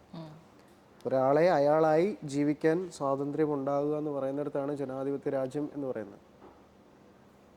അപ്പം ഫണ്ടമെൻ്റൽ റൈറ്റ്സ് അല്ലേ, അയാൾക്ക് അയാളുടെ അഭിപ്രായം പറയാം, എന്തും പറയാം. പക്ഷെ അത് ജോലി ചെയ്യുന്ന സ്പേസിലേക്ക്, അത് കുടുംബത്തിലേക്ക്, വ്യക്തിപരമായി മാറുമ്പോൾ നമുക്ക് അത് മെച്യൂരിറ്റി ഇല്ലാത്തതിൻ്റെ കുറവാണ്. എനിക്ക് പല രാഷ്ട്രീയത്തിൽ ഉള്ള പല പൊളിറ്റിക്സ് ഉള്ള ആളുകളെ എനിക്കറിയാം. അവരെൻ്റെ സുഹൃത്തുക്കളാണ്. സൗഹൃദം വേറെ, വ്യക്തിപരമായിട്ടുള്ള ആലോചനകൾ വേറെ എന്നാണ് വിചാരിക്കുന്നത്. പക്ഷെ അത് ജോലി സ്ഥലത്തേക്ക് കൊണ്ടെടുക്കുന്നത് അത് ഓരോരുത്തരുടെ കാഴ്ചപ്പാട് പോലും. നമ്മൾ പൊതുവെ എല്ലാവരും ചർച്ചയിൽ എടുക്കുന്ന ഒരു കാര്യമാണ് നമ്മൾ യൂത്തിനെ സിനിമ വളരെ ഇൻഫ്ലുവൻസ് ചെയ്യുന്നുണ്ട് എന്നുള്ള രീതിയിൽ. അപ്പോൾ സിനിമയിലുള്ള വയലൻസ് അല്ലെങ്കിൽ നമ്മൾ റോങ് ആയിട്ട് കാണിക്കുന്ന ടേംസ് കാര്യങ്ങളൊക്കെ ഒരു യൂത്തിനെ ഇൻഫ്ലുവൻസ് ചെയ്യുന്നുണ്ട് എന്ന് അമ്പി വിശ്വസിക്കുന്നുണ്ടോ? അതിലും വലുതാണ് ഇവിടെ സംഭവിച്ചുകൊണ്ടിരിക്കുന്നത്. ചെറുതല്ലേ സിനിമയിലേക്ക് കാണിക്കുന്നുള്ളൂ, അതിലും പക്ഷെ നമ്മൾ കൺസിസ്റ്റന്റ്ലി ഒരു ആരാധനയിലേക്ക് മാറുമ്പോൾ ഇൻഫ്ലുവൻസിന്റെ റേഞ്ച് കുറച്ചും കൂടെ കൂടില്ലേ? അവിടെയാണ് ചിന്തിക്കുന്നത്. ഞാൻ എപ്പോഴും ആളുകളുടെ അടുത്ത് പറയുന്നത്, നിങ്ങൾ വ്യക്തിപരമായിട്ട് ഒരാളെ ആരാധിക്കുമ്പോൾ ഉള്ള പ്രശ്നം എന്ന് വെച്ചാൽ നിങ്ങൾ അറിയില്ല അയാളുടെ യഥാർത്ഥ സ്വഭാവം എന്താണെന്നും. നിങ്ങൾ അയാളുടെ ആക്ടറിനെ ആരാധിക്കുക, അല്ലെങ്കിൽ അയാൾ ചെയ്ത കഥാപാത്രങ്ങളെ ആരാധിക്കുക എന്നുള്ളതാണ്. എന്ന് വെച്ചാൽ ഞാൻ ഇപ്പോൾ പറയട്ടെ, ഫേസ്ബുക്കിൽ മമ്മൂക്കയുടെ ലാലേട്ടൻ്റെ പോസ്റ്റിനടിയിൽ വന്ന് കമൻറ്റ് വിളിക്കുന്നവർ, തെറി വിളിക്കുന്നവർ ഒരു ദിവസമെങ്കിലും സെറ്റിൽ വന്ന് നിൽക്കുക. ഈ പണി എത്ര പാടുള്ള പണിയാണെന്ന് മനസ്സിലാവും. ഒക്കെ വിളിക്കാം, അവരവരുടെ ആറ്റിറ്റ്യൂഡ് കാണിക്കുന്നു എന്നുള്ളേ ഉള്ളൂ. പിന്നെ ഇൻഫ്ലുവൻസ് ചെയ്യാന്ന് പറയുന്നത് വെച്ചാൽ അതിലും വലിയ കാര്യങ്ങളൊക്കെയാണ് ഇവിടെ സംഭവിച്ചുകൊണ്ടിരിക്കുന്നത്. അത് സിനിമയാകുമ്പോൾ അറിയില്ല എനിക്ക് അങ്ങനെ ബിക്കോസ് ഒരു വൈഡ് ഓഡിയൻസ് സിനിമയ്ക്ക് എപ്പോഴും ഉണ്ടല്ലോ. നമ്മളിപ്പോൾ സാധാരണ സംഭവിക്കുന്ന ഒരു ചെറിയൊരു സ്ഥലത്ത് നടക്കുന്ന ഒരു സ്ഥാനത്തിലുപരി ഒരു സിനിമയിലൂടെ നമ്മൾ കാണുമ്പോൾ അത് ലക്ഷക്കണക്കിന് ആളുകളിലേക്ക് എത്തുന്നത്. അപ്പോൾ അതിൻ്റെ ഇൻഫ്ലുവൻസ് റേഞ്ചും വളരെ കൂടുതലാണ്. അതുകൊണ്ടാണ് ഈ ചോദ്യത്തിന് പ്രസക്തി അങ്ങനെയുള്ള വരുന്നത്. ഞാൻ ഒരു കാര്യം ചോദിക്കണം, മല്ലു ബോയ്സ് കണ്ടുവച്ചിട്ട് ആരെങ്കിലും കൊടൈക്കനാൽ കാണാൻ പോകുമായിരിക്കും, പോയി ഗുണാകേവിൻ്റെ കുഴിയിലോട്ട് ചാടുമോ? അത് പോസിറ്റീവ് ഇമ്പാക്റ്റ് ആണ്. ഞാൻ ഇപ്പൊ സംസാരിച്ചതും ചോദിച്ചതും നെഗറ്റീവ് ഇൻഫ്ലുവൻസ് അല്ലെങ്കിൽ വയലൻസ് അല്ലെങ്കിൽ നമുക്ക് നെഗറ്റീവായിട്ട് ചിത്രീകരിക്കുന്ന പല കാര്യങ്ങളും ഉണ്ട്. ഒരു സിനിമയുടെ result if it is positive, അതൊരു പോസിറ്റീവ് ഇമ്പാക്റ്റ് ആണ് ഒരു ആൾക്ക് കൊടുക്കുന്നത്. ഇപ്പൊ നമ്മൾ പുകവലി പാടില്ല എന്ന് എഴുതി കാണിക്കുന്നത് ഇസ് എ പോസിറ്റീവ് ഇമ്പാക്ട്. എന്താ ഒരു കാഴ്ചയുണ്ടോ, അത് വിൽക്കാണ്ടിരിക്കണം, വിൽക്കാണ്ടിരിക്കുക എന്നുള്ളതാണ്. ഇതിനാണ് പറയുന്നത്, നിങ്ങൾ ആർട്ടിനെ ആർട്ടായിട്ട് കാണാനായിട്ട് നമ്മൾ പഠിപ്പിക്കണം എന്ന് പറയുന്ന ഒരു കാര്യമുണ്ട്. അതെങ്ങനെ ഇൻഫ്ലുവൻസ് ആകണമെന്നുള്ളത്, ആർട്ടിനെ എങ്ങനെ എടുക്കണം. ഞാൻ വിശ്വസിക്കുന്ന ആർട്ട് കൊണ്ട് ഒരു മനുഷ്യനെ ചേഞ്ച് ചെയ്യാൻ പറ്റും, പോസിറ്റീവ് ആക്കിയെടുക്കാൻ പറ്റും. ഒരു നെഗറ്റീവ് ആളെ പോലും പോസിറ്റീവ് ആക്കിയെടുക്കാൻ പറ്റും. ഞാൻ ട്രിവാൻഡ്രത്ത് സെൻട്രൽ ജയിലിൽ അഭിനയിലുണ്ടായിരുന്ന സമയത്ത് നാടകം ചെയ്തിട്ടുണ്ട് ഞാനവിടെ. നമ്മുടെ ഒരു നാടകത്തിന് ആ ക്രൂവിൻ്റെ അകത്ത് ഞാൻ ആ ജയിലിൽ കൂടെ കയറി ഇറങ്ങി. ആ സമയത്ത് ഞാൻ ചെയ്തുകൊണ്ടിരുന്നപ്പോൾ അതിൻ്റെ സ്റ്റേജ് മാനേജർ ഞാനായിരുന്നു. എനിക്ക് മാത്രമേ ഫോൺ ഉപയോഗിക്കാൻ പറ്റുള്ളൂ, ബാക്കി എല്ലാവരുടെയും ഫോൺ അവിടെ വെച്ചിട്ട്. ആ സമയത്ത് ഈ നാടകം കണ്ടിട്ട് അവിടെ ഇരിക്കുന്നവരും കരഞ്ഞിട്ടുണ്ട്. നമ്മൾ ക്രിമിനൽസ് എന്ന് പറയുമ്പോൾ ഒരാളൊരു തെറ്റ് ചെയ്തു കഴിഞ്ഞാൽ ആ തെറ്റിൽ നിന്ന് ശരിയിലേക്ക് എത്താൻ എടുക്കുന്നൊരു ടൈം ഉണ്ടല്ലോ, ആ ടൈം കൊടുക്കണം. ആർട്ടിനെ അങ്ങനെ ഇൻഫ്ലുവൻസ് ചെയ്യാൻ പറ്റും. അത് പോസിറ്റീവായിട്ട് കാണണമെന്നുണ്ടെങ്കിൽ കൃത്യമായിട്ട് ആർട്ട് എന്താണെന്ന് പഠിക്കണം. പെയിൻറ്റിങ് ഇൻഫ്ലുവൻസ് ചെയ്യില്ലേ? ആർട്ട് ഇൻഫ്ലുവൻസ് ചെയ്യും. അത് നെഗറ്റീവായിട്ട് ഇൻഫ്ലുവൻസ് ചെയ്യുന്നുണ്ടെങ്കിൽ അയാളുടെ ത്രോട്ട് പ്രോസസ്സിൽ എന്ത് പ്രോബ്ലം ഉണ്ട്. അപ്പം അയാളെ ശരിയാക്കാൻ പറ്റുന്ന നല്ലൊരു ആർട്ട് കൊടുക്ക്, ഉറപ്പായിട്ടും ഇൻഫ്ലുവൻസ് ചെയ്യും. പോസിറ്റീവ്ലി ആണ് ചെയ്യേണ്ടത്, നെഗറ്റീവ് ആക്കുന്നിടത്താണ് പ്രശ്നം. അപ്പം നമ്മുടെ സമൂഹം എന്താണ് അവരെ ഇൻജെക്റ്റ് ചെയ്യുന്നതെന്നുള്ളത് നമ്മൾ അനലൈസ് ചെയ്യേണ്ടി വരും. ആർട്ട് മാത്രമൊന്നുമല്ല, സോഷ്യൽ മീഡിയ ഇൻഫ്ലുവൻസ് ഒക്കെ ചെയ്യാറുണ്ട്. Social media definitely it will influence, because എവിടെയാണ് വൈഡ് ഓഡിയൻസ് ഉള്ളത് അവിടെ എല്ലാത്തിലും ഇൻഫ്ലുവൻസ് ഉണ്ട്. എനിക്ക് സിനിമയൊന്നുമല്ല, ഇപ്പം ഞാൻ പറഞ്ഞില്ല, ഈ 6 ഇഞ്ച് നിങ്ങളുടെ കയ്യിലിരിക്കുന്ന ലോകമാണ് നിങ്ങൾ ഏറ്റവും കൂടുതൽ ഇപ്പോൾ ഇൻഫ്ലുവൻസ് ചെയ്യുന്നത്. സിനിമയൊന്നും ആണെന്ന് എനിക്ക് തോന്നുന്നില്ല. സിനിമയും എല്ലാം നിങ്ങളിപ്പോൾ കണ്ടുകൊണ്ടിരിക്കുന്ന ഫോണിലാണ്. ഫോണേ വെരി ഡേഞ്ചർ. പൊതുവെ പറയണ കേട്ടിട്ടുള്ളതാണ്, ഒരു നടൻ എന്നുള്ള രീതിയിൽ സമൂഹത്തിലുള്ള എല്ലാ കാര്യത്തിലും ഒരു ഒപ്പീനിയൻ വേണം അല്ലെങ്കിൽ ഒരു ഒബ്സർവേഷൻ വേണമെന്ന്. അങ്ങനെ നോക്കുമ്പോൾ അമ്പി എന്ന നടന് പൊളിറ്റിക്സിൽ ഉള്ള താല്പര്യം എന്താണ്, അല്ലെങ്കിൽ ഇപ്പോഴത്തെ നമ്മളുടെ ഒരു കറണ്ട് പൊളിറ്റിക്സിനെ പറ്റിയുള്ള ഒരു അഭിപ്രായം എന്താണ്? നല്ലതുകൊണ്ട് ചീത്തയുണ്ട്. ഞാനിപ്പം എൻ്റെ ഒരു വ്യക്തിപരമായ ഒരു അഭിപ്രായം പറഞ്ഞാൽ അതിനെ ഇട്ട് കീറി മുറിച്ച് ചിലപ്പോൾ നമ്മുടെ നല്ല ബന്ധങ്ങളെ വരെ നശിപ്പിച്ച് കളയും. ഇപ്പം അഭിപ്രായ സ്വാതന്ത്ര്യം പോലും ഉണ്ടോ എന്നുള്ളത് എനിക്കറിയില്ല. ഞാൻ പറഞ്ഞില്ല, അത് പറയുന്നത് എൻ്റെ ഒരു അഭിപ്രായമാണ് എന്നും പറഞ്ഞുകൊണ്ട് ഏറ്റവും വലിയൊരു സങ്കടകരമായിട്ടുള്ളൊരു ഇത് പറയുമ്പോൾ, ഞാൻ കഴിഞ്ഞ ദിവസം ഞാൻ ഫേസ്ബുക്കിൽ വായിച്ചതാണ്, KPCയിലുള്ളൊരു ആക്ട്രസിൻ്റെ ഒരു കോട്ട്. ലോകത്ത് വേറെ എവിടെയുമില്ല 75 കൊല്ലമായി ഒരേ നാടകം കളിക്കുന്ന വേറൊരു കൺട്രി ഉണ്ടോയെന്ന് എനിക്കറിയില്ല, എൻ്റെ അറിവിൽ. അത് കേരളമാണ്, നമ്മൾ അഭിമാനിക്കേണ്ട കാര്യമാണ്. ബാലറ്റിങ്ങിൽ ഒരു രാഷ്ട്രീയ പാർട്ടി വരുന്നു എന്ന് പറയുന്ന ഒരു കാര്യം. അവരൊരു അമ്പലത്തിലൊരു നാടകം ചെയ്യുന്ന സമയത്ത് അതിൻ്റെ ഒരു സോങ് ഇട്ടതിൻ്റെ പേരിൽ ആ നാടകം കഴിഞ്ഞ് കഴിഞ്ഞപ്പോഴത്തേക്ക് വന്ന് മാപ്പ് പറയണം എന്ന് പറഞ്ഞു. എന്തിനാണെന്ന് എനിക്കറിയില്ല. അത് ഈ പറയുന്ന, അപ്പം ഇന്നത്തെ ജനറേഷൻ ഇത് പലതും പറയുമ്പോൾ ചരിത്രം വായിക്കുന്നുണ്ടോ എന്നുള്ളത് അറിയില്ല. ഞാൻ അമ്പലത്തിൽ പോകുന്ന ഒരാളാണ് എന്നും പറഞ്ഞുകൊണ്ട് അമ്പലത്തിൽ പോകുന്ന എല്ലാവരും ഒരു പാർട്ടിയുടെ അനുഭാവി ആവണമെന്നില്ല. ഞാൻ പള്ളിയിൽ പോകുന്ന ഒരാളാണ്.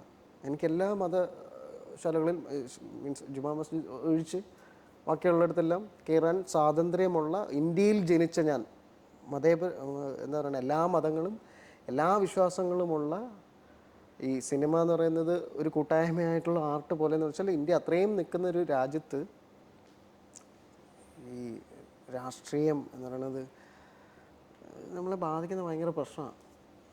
ഇപ്പം ഞാൻ പറയട്ടെ, ഇവിടെ ഒരു വിശ്വാസി, ഒരു എത്തിക്സ്റ്റ് എന്ന് പറയുന്ന ഒരാൾ, നിരീശ്വരവാദി ഉണ്ട്.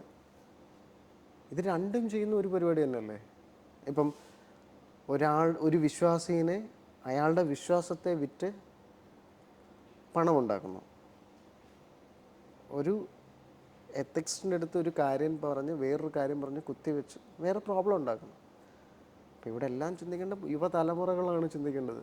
നമുക്കത് ശരിയാണോ, വേണോ, അല്ലെങ്കിൽ നമുക്കത് പറയാനുള്ള റൈറ്റ്സ് ഉണ്ടോ എന്നൊക്കെ ഉള്ളത്. പക്ഷേ എന്നതുണ്ടെന്ന് എനിക്ക് തോന്നുന്നില്ല. ഇനി മുന്നോട്ട് എങ്ങനെയാകുമെന്ന് അറിയില്ല. അതേത് പാർട്ടി ആയാലും ഏതായാലും. അത്രേ ഉള്ളൂ. ജനാധിപത്യ രാജ്യമെന്ന് നമ്മൾ അഭിമാനത്തോടെ പറഞ്ഞുകൊണ്ടിരിക്കുന്നത് മാറാണ്ടിരിക്കട്ടെ. അതെ, നമുക്ക് റീസെന്റ് ഒരു പടം വന്നിട്ടുണ്ടായിരുന്നു, ഒരു ഭാരത സർക്കാർ ഉൽപ്പന്നം എന്ന് പറഞ്ഞിട്ട്. അതിന്റെ ഭാരതം എടുത്ത് മാറ്റേണ്ടി വന്നു. അതിനോട് എന്താണ് അഭിപ്രായം, എന്താണ് തോന്നുന്നത്? അപ്പോൾ ഇനി എന്തൊക്കെ എടുത്ത് മാറ്റും എന്നുള്ളതാണ് നമ്മൾ കാണേണ്ടിയിരിക്കുന്നത്. നേരത്തെ പറഞ്ഞ ജനാധിപത്യത്തിലേക്ക്. ഉറപ്പായിട്ടും. അല്ലാതെ ഇത് പറയുമ്പോൾ പക്ഷേ എനിക്ക് ഭയങ്കര ഒരു പേഴ്സണലി എനിക്ക് അദ്ദേഹത്തിന് അറിയില്ലെങ്കിലും എനിക്ക് വായിച്ചൊരു വിഷമം ആ പടം ഇറങ്ങുന്നതിന് മുമ്പ് ഒരു ക്രൈസിസ്, ആ റൈറ്റർ അറ്റാക്കായി മരിക്കുന്നു എന്ന് പറയുന്ന സമയത്ത് നമ്മളിത് ഭയങ്കര പെയിൻ ഉണ്ടാക്കുന്നൊരു കാര്യം. ഇപ്പം എന്നോട് ഒരാൾ ചോദിച്ച പോലെ നിൻ്റെ കുടുംബത്തിൽ പ്രശ്നമുണ്ടായാൽ നീ കരഞ്ഞാൽ പോരെന്ന് ചോദിക്കുമ്പോൾ അങ്ങനെ അല്ലല്ലോ നമ്മൾ. അതിനല്ല ഒരു ഹ്യൂമാനിറ്റി എന്നൊക്കെ പറയുന്നത് അതിനാണെന്ന് ഞാൻ വിശ്വസിക്കുന്നു. പക്ഷേ ഇപ്പം ഒരു പേര് നിങ്ങൾ ഈ പറഞ്ഞ വാക്ക് എടുത്തു കളഞ്ഞു. ഇപ്പം അടുത്തൊരു പേര് വയ്ക്കുമ്പോൾ നാളെ മുതൽ ഇങ്ങനെ അഭിനയിച്ചാൽ മതി, ഇന്ന കളർ ഇട്ടാൽ മതി, ഇന്ന കളർ എന്നൊക്കെ പറഞ്ഞു കഴിഞ്ഞ് കഴിഞ്ഞാൽ ആർട്ട് എന്ന് പറയുന്ന സ്വാതന്ത്ര്യം ഇല്ലാണ്ടാകും. ആർട്ട് നിങ്ങൾ മുമ്പ് ചോദിച്ച പോലെ ഇൻഫ്ലുവൻസ് മാത്രമല്ല കേട്ടോ, ചോദ്യം ചോദിക്കാനുള്ളൊരു സാധനവും കൂടെയാണ്. അത് ഫണ്ടമെൻ്റൽ റൈറ്റ്സ് ആണത്. റൈറ്റ്സ് ഒക്കെ പോയി കഴിഞ്ഞ് കഴിഞ്ഞാൽ വേറെ എന്തെങ്കിലും പണി നോക്കേണ്ടി വരും. ആർട്ടിനെ ആർട്ടായിട്ട് കാണുക. ആർട്ടൊരു സമൂഹത്തിന് ആവശ്യമുള്ളൊരു സാധനമാണ്. ഇതിനു മുമ്പും ഇതുപോലൊരു പടം ഇഷ്യൂ ഉണ്ടായിട്ടുള്ളത് ഹേറാം എന്ന് പറയുന്ന ചിത്രത്തിൽ കമൽ സാറിൻ്റെ. അപ്പം ആരെയൊക്കെ ഭയക്കുന്നു. ഈ പറഞ്ഞ ഇൻഫ്ലുവൻസ് ഇല്ലേ, സോഷ്യൽ മീഡിയ അല്ലെങ്കിൽ ഫോൺ അല്ലെങ്കിൽ ആർട്ട് എന്ന് പറയുന്ന ഒരു സാധനം ഇൻഫ്ലുവൻസ് ചെയ്യുന്നുണ്ട്, പോസിറ്റീവായിട്ട് ചെയ്യുന്നുണ്ട്. ആരോ അത് അവർക്ക് നെഗറ്റീവാണെന്ന് ഭയക്കുന്നതുകൊണ്ടാണ്. വളരെ മോശം. സോ ആർട്ടിനെ ആർട്ടായി കാണുന്ന അമ്പിക്ക് വേറെ പണിയൊന്നും നോക്കാതെ തന്നെ ഈ ഫീൽഡിൽ പണി സന്തോഷത്തോടെ. അറിയില്ല. വേറെ പണിക്ക് പോയി കഴിഞ്ഞ് കഴിഞ്ഞാൽ ഞാൻ കൊച്ചിയിൽ വേറെ പണിയൊക്കെ ചെയ്തിട്ടുണ്ട്. കൊച്ചിയിലായാലും വേറെ വെച്ചാൽ ഞാൻ ഇത് നമ്മൾ പറയുമ്പോഴത്തേക്ക് പറയും ദാരിദ്ര്യം പറയാന്ന് പറയും. ദാരിദ്ര്യം പറയുന്നില്ല, സർവൈവലാണല്ലോ.